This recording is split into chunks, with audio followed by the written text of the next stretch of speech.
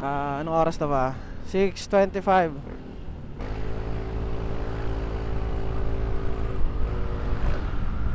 So yung araw mo tol, may ano tayo, may quick ride tayo talaga, literal. Gawa ng kagabi lang sila nag-aya. So mga kasama natin mga tol, yung dati nating mga katrabaho sa Admirex, which is yung IT team natin. Si Kuya Aris, Kuya Romel, tsaka si Kuya Dale, tsaka si Chano. Bali si Kuya Romel tsaka si Chano is gali pang Manila. Si Kuya Dale tsaka si Kuya Aris nasa San Pedro lang tong mga to. Tapos ako Santa Rosa mga tol. Bali ang ride natin ngayon is sa Padre Pio. Tapos magbabato spring. Kagabi lang din sila nagyaya eh. Biglaan literal gawa ng nasa Eton kami nila Calvin nakatambay. Biglang tumawag sila Kuya Aris. Nagyayaya. So, siyempre, bira lang naman to. Sumama na rin tayo. Tapos si Calvin din nakasama gawa namin inaasikaso para dun sa wedding nila. Tapos ako nagpaalam naman ako kay Mamo. Pinayagan naman tayo. Hindi nga lang siya nakasama gawa ng may pasok talaga siya eh.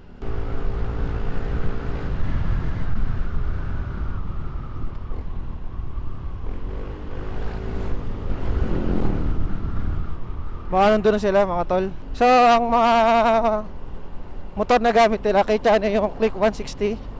Tapos kay Kuya Romel, Yamaha Fashion sa pagkakatanda ko ha. Kay Kuya Aris is Click din ata mga tol. Honda Click na 125. Kay Kuya Dale Honda Airblade. Literal na bigla ang ride. Hindi ko lang kung ako mauuna o sila eh.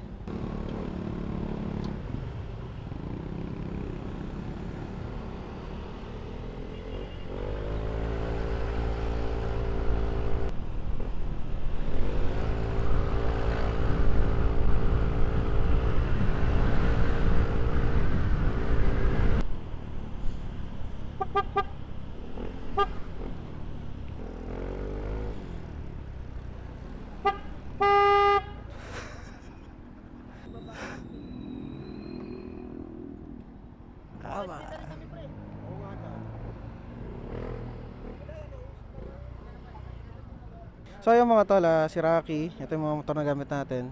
SP na Honda Airblade 160 Fascio. Tapos Honda Click ulit yan nasa dulo. Wala ko Yaris tsaka kay Chano. Paano pala pa turbina? Daan natin. Back up na kami mga tol.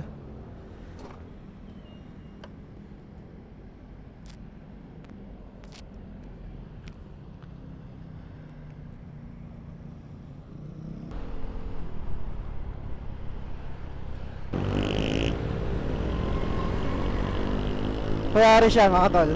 Honda Click.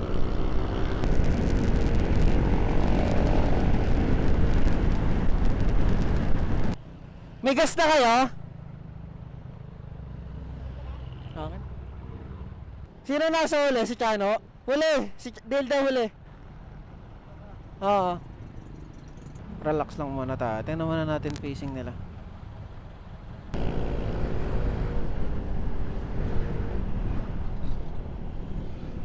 Anong pace gusto nyo? Anong pace ng speed ang gusto nyo? Chill lang. First time ko makasama sila Kuya Aris saka sila Kuya Romel mag-ride. So, papahaw muna ng pacing kung gaano kabilis ang gusto nila. Pagdating ng Batangas, dun puro lubok eh.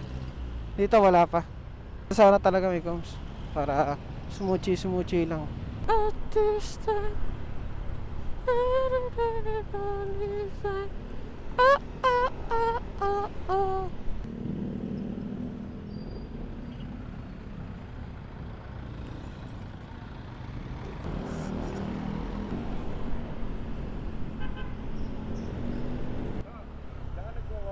dito.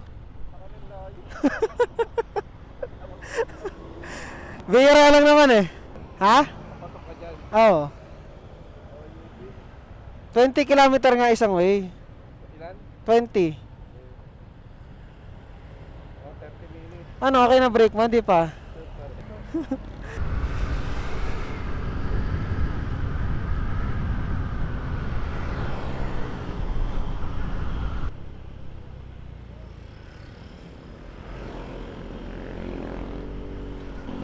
Actually, maaga pa naman eh. Parang 6:30 kami umalis doon.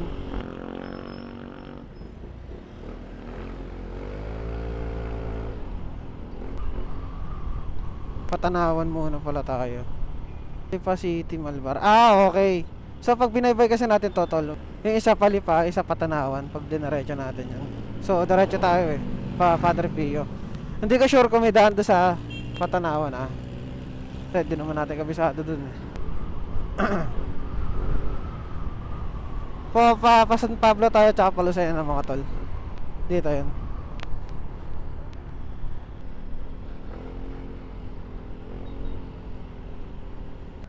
Sino naka-maps? Sino naka-maps? Koy, sino ka? Nalimutan ko na dito eh. Di ako nakapaglagay sa cellphone holder. Lapit na yan.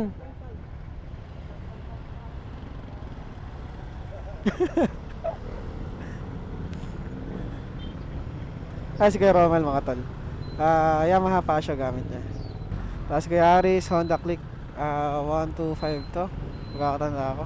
Ayan kay Dale, Honda Airblade yan mga tol.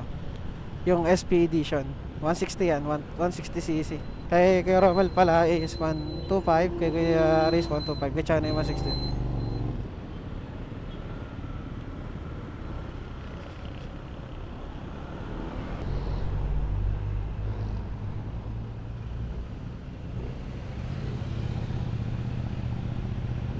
Lako naman nun.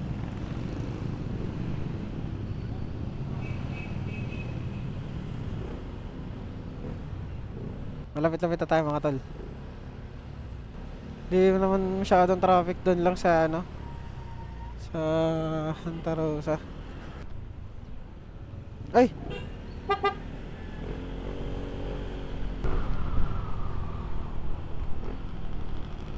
Dito ba?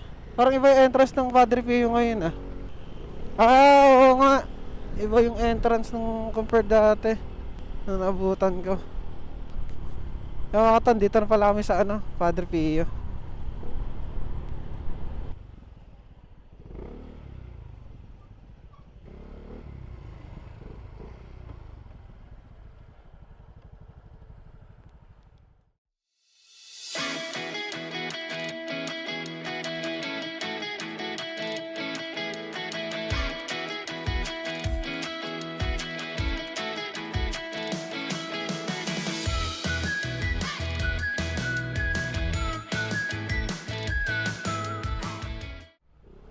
So ayun mga tol, tapos na kami pumunta ng Padre Pio. Papunta na kami ng Bato Spring.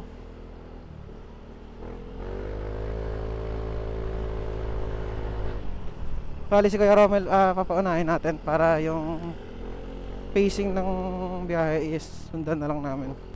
Let's go!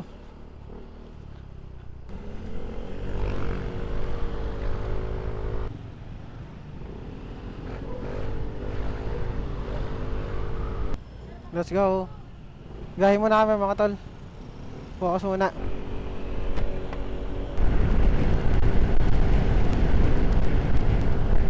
Yung huling punta natin ng Bato Spring, parang way back 2017 na tayo, 2018 mga tol ah. Tama pa natin sila Calvin doon, pati ibang tropa, si Erish, si Jason, tsaka si Sir Kai. Teacher namin sa STI. Tapos ngayon lang tayo babalik, 2026. Halos 9 years din ata or 8 years. Tagal din no?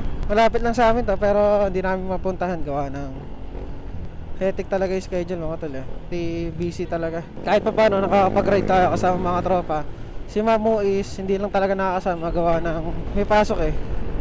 Tapos conflict sa schedule. Hindi rin makapag-leave gawa ng dapat ahead of time yung pagpa-file ng leave.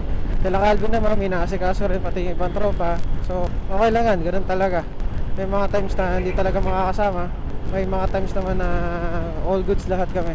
Kahit pa paano sirahin ngayon mga tol, wala masyadong problema eh. Smoothie lang, na mapaayos na natin yung mga dapat ipaayos, napalitan na natin yung mga dapat papalitan. Kaya ready talaga to sa ride anytime. Hindi pa pala, may isa pa pala kung di napapalitan mga tol, yung tire natin.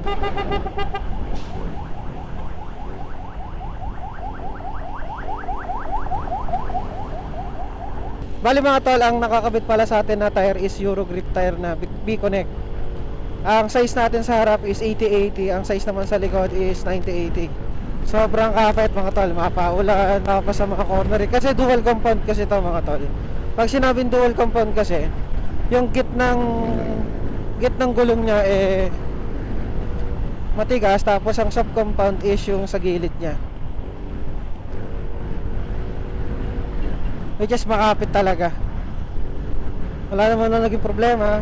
Ito ulit ang pipiliin natin kapag nagpalit tayo this year. Hindi ko nga alam kung mag-oversize ako sa likod ng na 90-90 ako, tapos 90-80 sa harap. Hindi ko sure kasi mas bibigat, tapos mas mahihirapan kami ni Mamo mag-ride. Malelesan yung speed natin. Bali nag-tunnel bag pala tayo. Nandito yung mga pamalit natin, yung inumin natin mga tol, nandyan. Tsaka yung mga ibang gamit. Okay naman, sobrang laki na itong Immortal tunnel bag na to. Sulit talaga. From Padre Pio mga tol, papuntang Bato Spring, 28 to 30 kilometers ata. Estimated naman 1 hour to 1 hour 30 minutes ang biyahe. Sakto lang yan, before lunch doon na kami.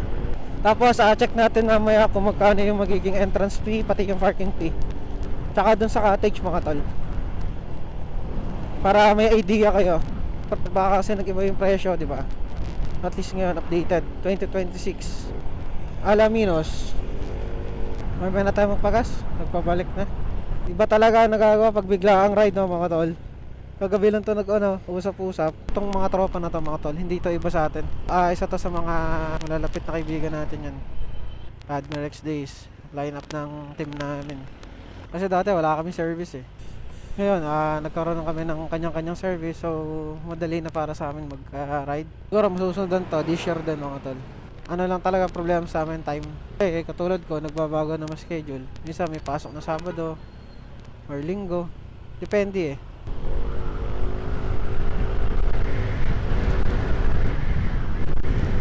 5 kilometers mga tol.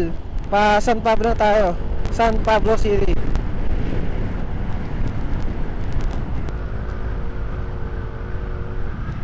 Dito na kami mga tol, SM City San Pablo.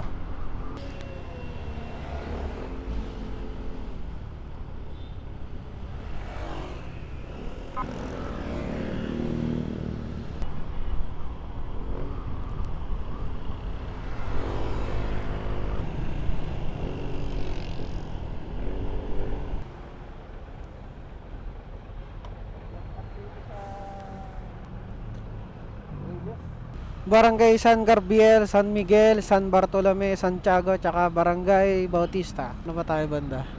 Hanap tayo ng landmark mga tol. Hindi na ako nag-Google Maps, sumunod na lang ako sa kanila. Chill ride lang naman tayo.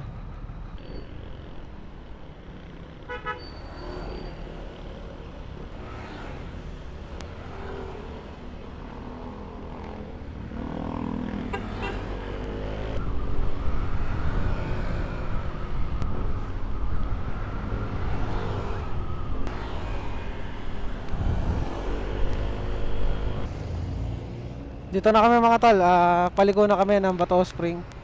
So, Santo Niño, Santa Elena, pati San Cristobal, papasok dito. Bali mga tol, tatandaan nyo itong dali, tapat na ito, dito kayo papasok.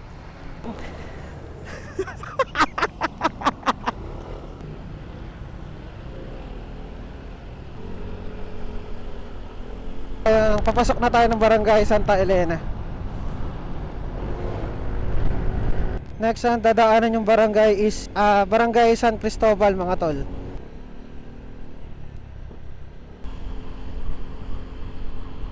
Okay, guys, kaliwa. Kaya mga tol, dito na tayo sa Bato Spring. Kakaliwa na tayo talaga. Ito na yung pinaka mismong entrance ng Bato Spring mga tol. Yan na. Ingat-ingat lang kayo dito For sure naman, nakakadaan yung mga sasakyan dito. Ewan ko lang kung yung mga lowered mga tol Kasi syempre may mga unexpected na lubak na mataas, tapos biglang bababa. Aray ko. Okay na. Aray ka.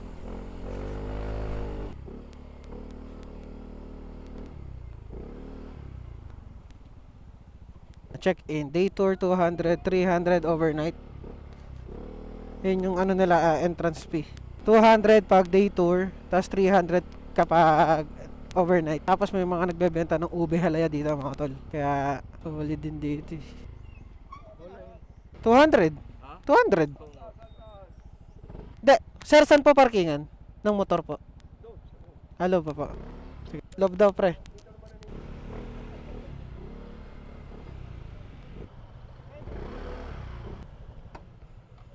Red na. Mamaya na lang. May na? Mamaya na lang. Binayaran ko na muna. Okay. Saan po parkingan sir? Diretso?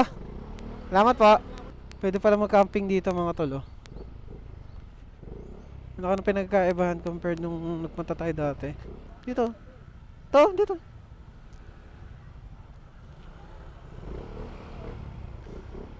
Baka may parking pa dun. Hindi, hindi ko alam eh. Ikot muna ako. Okay, dyan muna kayo.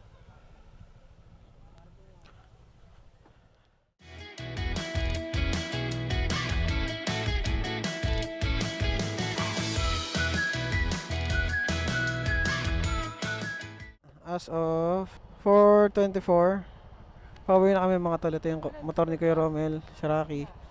Motor ni Chano, Honda Click 160, Honda Airblade 160, tsaka Click 125 kay Kuya Aris. So, sulit naman yung araw. Hindi na ako nakapag-video sa loob gawa ng sinulit namin yung oras eh. Biyahe lang kami mga tol naman na kaya. Sige lang.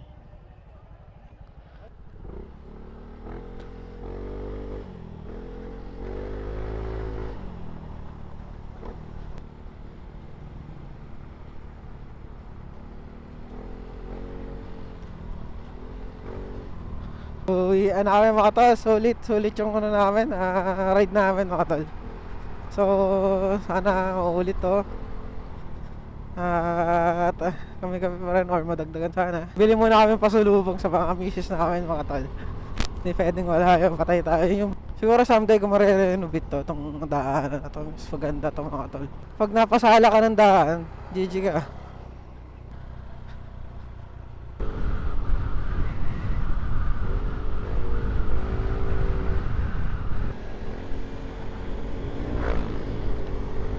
So yun mga tol, salamat sa lahat ang nanood at tumapo. Ha? Ano na? Okay. So yun mga tol, salamat sa lahat ang nanood at tumapos ng video natin. More rides to come sa amin. So ingat sa amin at ride safe always mga tol. Thank you! Cheers!